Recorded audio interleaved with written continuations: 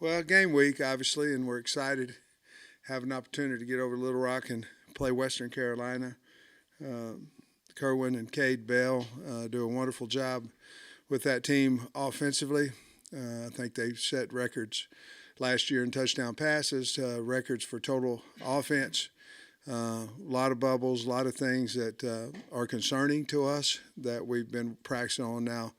Going in today will be day 4 for Western. Defensively, have some really good pass rushers, good edge, good defensive ends, guys in the back who can run. Offensively, I forgot to mention their wideouts and their running back. Very, very explosive guys.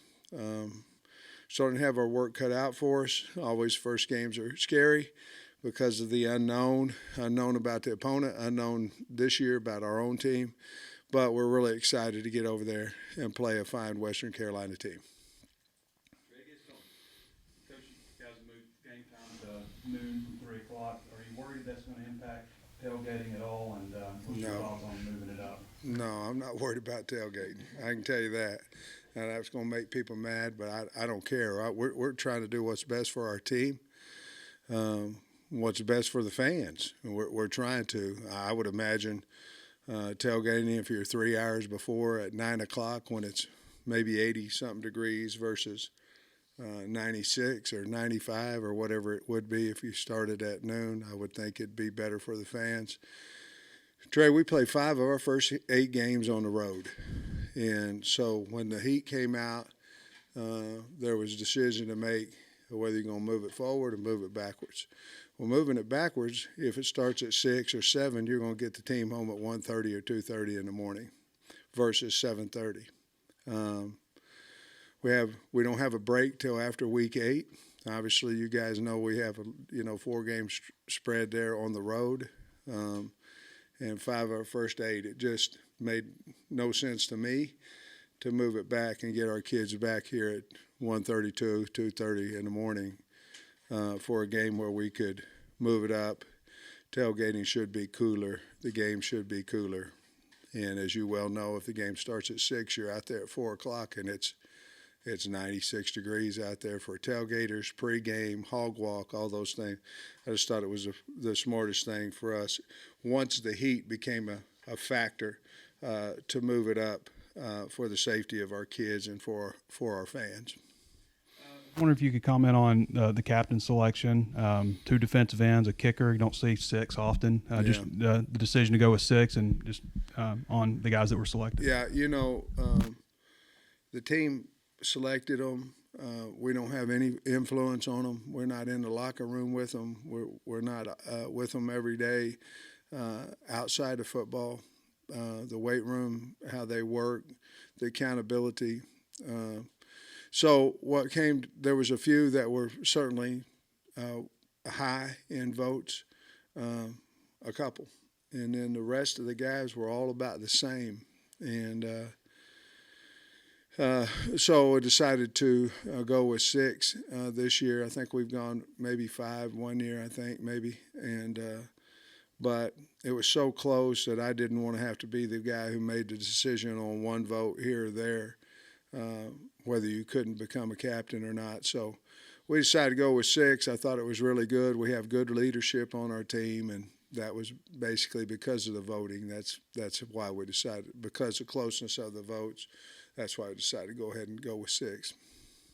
You pleased with how everything went in the mock game on Friday?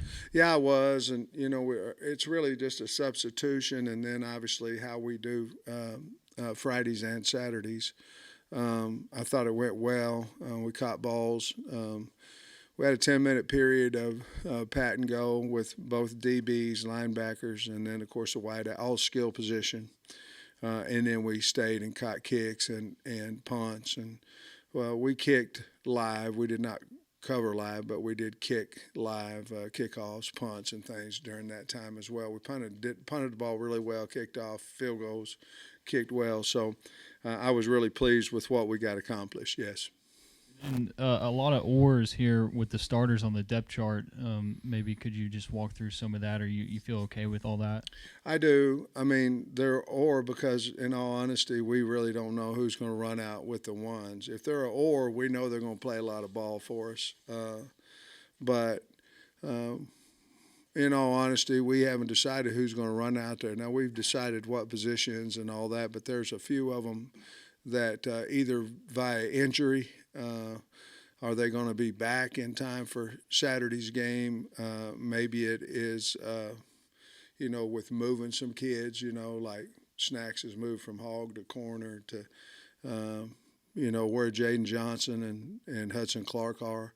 Very, very close battle right there. So we really don't know today exactly in some of those positions who we're going to run out there with the ones yet. But we know that group that if they're an or, we trust them, and they're going to play a lot of football. Who runs out there first probably in most cases has been decided, not in all. Within a year of you becoming a head coach here, you had three things happen. COVID, transfer portal, NIL all hit. Yeah. And I'm just wondering, how did you deal with all that, as a head coach when all three of those hit you in one short span and there's no booklet on how to get prepared for that kind of stuff? I rely on my staff, until we talk it out. I'm not quick with decisions. I try to take my time and think about it. Always it's what's best for the kids. But my biggest concern in all that was separation of the team. NIL was a separation of the team. Portal, to be honest with you, was a separation of the team. COVID, not necessarily, but it did separate you from the team. So, culture to me is a big thing, and the two hottest topics of separating the team, the culture, is NIL and certainly the portal. So I've changed. I've made mistakes. I've changed in the fact that, we tell the kids we don't want anybody to go in the portal. And, before we just never really addressed it until they came into my office. But now, if we've signed them, we don't want them to leave. And so I think that's helped our culture a little bit. The NIL is certainly something that, if somebody making this much money and somebody else isn't, certainly there's a possibility of separation. But we don't seem to have too big of a problem with it right now. You mentioned your transfer portal numbers going into the season and how you felt like you really hit on transfer portal guys. Do you have any worries that when you add that many that there could be issues in the locker room or just anything like that when you're dealing with that many? Yeah, I do, except for at our place, they have to earn everything they get. They're just a part of the team, and they're like everybody else. They, I think not that Jaden Hazelwood didn't deserve to start for us. He didn't earn the right to start the first day of spring practice. I made a mistake. So I try to learn from those things, and I think as long as the kids are earning what they get, I think the entire team's fine with it. But I made that mistake, and I love Hazelwood. It's not his fault. We put him with the ones the first day, and that was a mistake. Coach, I saw where Chris Paul and Jaheim Thomas are as an ordeal. Is that one reason because Chris has missed so much time with the injury? Yeah, he's been hurt. It could be, in all honesty, it could be Thomas and Crook out there, when we run out there. Thomas and Pooh. I just don't know for sure who will run out there first, but those three will play a lot of ball for us on Saturday. People compared Rocket and KJ to Alex and Brandon, but does this team, other than maybe the experience of the offensive line, remind you a lot of that 2015 team? Well, we had good wideouts then, and I think we're pretty good there. We had backs. I guess if you were looking at it offensively, I do think I walked by a huddle you know what a huddle is. Nobody does it anymore, but it's where the 11 guys get around, they talk. I think 7 or 9, I can't remember, that were in that huddle. That's a pitcher of that team, 15 team, played in the NFL. I'm not talking about scout team. I'm talking about they got on an active roster. It's pretty dang good, and probably the reason we were pretty good, offensively. I don't know if it's 13, 14, 15. I'm going to say it was 15, the pitcher. I think it was because Denver was in there. So, but, yeah, I think if you look at it that way, they played well together. That group played really well together. And hopefully our team will do the same. Your jukebox is getting a good workout the last week or so. I know you're happy about that. Say again. The jukebox is getting a good workout lately. Man. I know you're happy about that. Yeah, I'll be happy. Yeah, I don't know what to say, but yeah, it's been a good few days there. Coach, do you have an update on Jaden Wilson, and how confident are you that he might be able to play on Saturday? I'm confident he'll play. He's healing up. I'm confident he'll play. Antonio Greer wasn't on the depth chart. Is that a matter of his status? Like, is he not going Yeah, to play? it's a matter of is he going to be healthy enough to play. He did practice on Saturday, not necessarily physically, but he was out there in some 7-on-7 and doing some things. So we'll see how he comes around today and tomorrow. You got to get going, and it's not his fault. But I mean, if he gets healthy, obviously he'll have some type of role on Saturday. But we just don't know yet right now whether he'll be healthy enough to play or not. The determining factor will be, deciding between Chamblee and Manuel run out there first? Dev had that spot. He's been beat up just a little bit. We haven't got him quite back to full speed. It just depends, I think, on how long it goes before he can go full speed. If it gets to midweek, I don't think there is a decision. I think Chamblee's earned that right. If it's today and things like that, we'll just see who plays better over the next few days. Hi, Coach. I'm wondering if you've reflected at all on what your personal goals are for this year and the season as a whole. Well, I want to play our best ball. There's some things that are concerning. It's how we played against non-logo schools, and I put us in that too. Whenever we start talking about the LSU's and the Alabamas and all that, we kind of obviously we love the Razorback, but the guys that are in the top 10 every year in recruiting. So we haven't played well. We didn't play well against Missouri State last year. Obviously, Liberty. Even 2 years ago, Georgia Southern, I think they had us on the ropes out here until we woke up a little bit. Rice, not Georgia Southern necessarily, but Rice. So that's a concern. We've talked a lot about we're not playing opponents. We're trying to play our best ball, and we've got to get back to that physicality and playing our hearts out every week, whomever we play. Goal-wise, if we could do that, I think wins and losses will take care of itself because I do think we have a talented team. Sam noticed that Isaiah was the number one punt returner and kick returner. Just wondering what all went into that. Well, I mean, he was the most consistent back there. Obviously, we believe in Bryce, and things of that nature, but he was the most consistent catching the football on a kickoff. He returned one Saturday ago for a touchdown on a kickoff. So we're going to let him have it and see what he does. But he's very talented. The other guys are too, but, you can only have one. So it's like a quarterback back there. You can only have one. You try to pick the best one and let it go. So that's why we decided to just as consistency in practice. Coach, you got 5 tight ends listed on the depth chart. Are you expecting, all 5 of them to play significant snaps on Saturday? I think right now, at least 4 of them will play significant minutes. Has is he's probably number one on that list, and then the other guys are really good players. They exceed in different things. Probably Has right now is probably the most run catching and blocking, probably the most consistent there. But we believe in 4 or 5 of them. I expect them to play.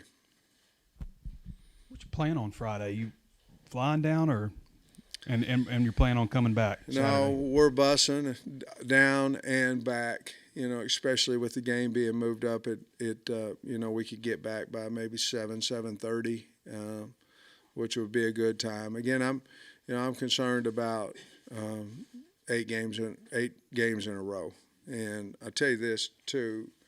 You may or may not think about this, but you do if you go out to practice every day. This air conditioning getting fixed in the indoor was huge. I mean, huge, because you get into week 5 and it's hot, and you've just played a pretty brutal schedule. You're going through it, and I remember when we won 9 games, we had to cut some reps, some different things like that, and I don't think that's really good for anybody. We had to do it because of the heat. So hope that answers your question. You finalized both coordinators in the booth? They are, both of them, yeah. What have you learned over the years from openers that maybe you, I don't know, didn't expect, or something that's changed your mindset? The faster you start, the first year I was just trying to figure out how to use the headset, to be honest with you. I'd wore it at practice, but I was so nervous, man. The year we played Georgia, I was over there, and hey, are you guys here? Are you on? Are you on? Oh, you're on defense. Oh, I was trying to get to offense and stuff. And no, I make light about it, but everything when you first get started is so brand new, you're concerned about, penalties and do you take it, do you not, 2-minute, all those type things. And as you practice it more and you do it more, you become hopefully a little better at it. But, I've learned a lot of those type things, and it takes the stress out of it a little bit now. I feel a little bit more confident about everything. Hey, you referenced Kerwin Bell at the top. Have y'all crossed paths? Do you know him much or anything? I know of him, because of his career, playing, everything. And but you throw on the tape now, they're scary on offense, and they got a really good defense as well. I don't mean to slight that, but offensively they've set records, and they like to throw that bubble and like to run that stretch play, and they're good at it. Is it important to get outside this week? Because I think you were in all last week mostly. We were until Friday night, and Saturday we got out. We're going to be out all week, probably until Thursday, and we'll probably go in Thursday. But other than that, I think with the weather, how it's been, I think we can get outside. We need to. Who are their veteran returning guys, and have they added a lot through the portal too? From what I understand, I think they've added about 6 in the portal, a couple of D tackles. I think they're from Akron. There's a kid named Micah Nelson. He's a boundary end. That's a really good player. He's number 9. He's a really good player. They got a nickel. That's a good player. Defensively, they've got a couple of they got a free safety that's returning. They got 6 starters coming on defense and 6 on offense. Offensively, they're talented at the skill, like I talked about, the running back. 9 played, I don't know, maybe the last 8 or 9 games last year for them. They had another guy, and he got hurt, I believe, but then 9 came in, and I think they won their last 3 games, all really close games, did a good job in 2 minutes. And then they're pretty big on the O-line. They probably average about 305 on the O-line. And so 2 tight ends. One of them they use a little bit more for blocking. The other 11 they use for catching. But, really good team. Got a good field goal kicker. And, good football team. Sam, I know you can't talk specifics with recruiting, but the last 2 guys you've landed are really, really young kids. Yeah. Do you think that's going to maybe become more of a trend with recruiting younger guys, or is it kind of a situational type thing with recruits? I don't really know, what would that be? Yeah, I mean, they're young, aren't they? I don't really know. You know, you're so much further ahead in recruiting now than you've ever been. I mean, it's just like the second signing date. I don't know. You have to look it up. 50% of the people probably don't sign anybody the second signing date. You know, maybe they do one or two. So it's over. You know, remember why we used to have the celebrations and all that, the first Wednesday in February and all that? And, I mean, we didn't sign a player, last year. So I think everything pushing up, you'll start seeing that 2 and 3 years ahead, guys trying to solidify their spot, especially if they were able to go around the country and see what they like. And then I guess a lot of it has to do with stability of coaches and things of that nature, if you can sell that. Wait. I'm sorry. I've got one. I'm sorry.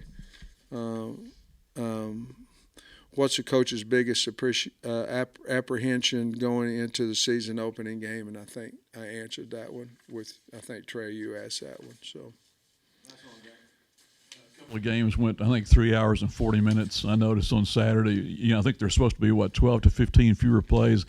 Have you all talked about how that might affect your game management? You look at it different ways. Everybody's got an opinion, and this is a fact. Well, no, it ain't a fact. It's just what they think is fact, But if you ask our officials, and they're going to say that it's going to cost 3 to 4 seconds on an inbounds after a first down inbound, 3 or 4 seconds. So, other than that, I don't know what'll change. But no, we haven't too much. We obviously have talked to the team about it. But as far as shorten the game, I don't know that we've talked about that.